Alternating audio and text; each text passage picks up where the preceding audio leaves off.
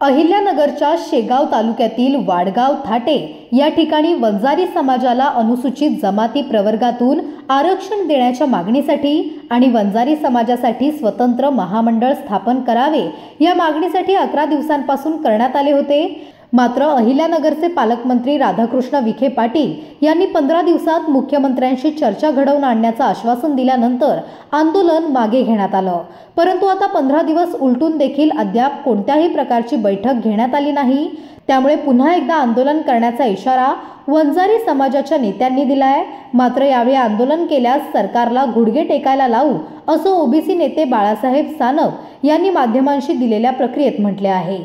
म्हणजे 11 दिवस जे उपोषण केलं गेलं त्याचं कुठल्याही प्रकारची सरकारने दखल घेतलेली नाही। परंतु मी सरकारला आव्हान करतो, वंजारी समाजाला एसटीतून आरक्षण मिळावं, वंजारी समाजाचं एक स्वतंत्र महामंडळ स्थापन करावं या मागण्यासाठी गेले 11 दिवस आमरण उपोषण केलं। आणि एवढं झाल्यानंतर सुद्धा सरकारने त्याच्याकडे दुर्लक्ष केलंय। ज्यावेळी येणाऱ्या काळामध्ये परत एकदा उपोषण जर केलं तर सरकारला गुडघे टेकावं लावल्याशिवाय आम्ही राहणार नाही।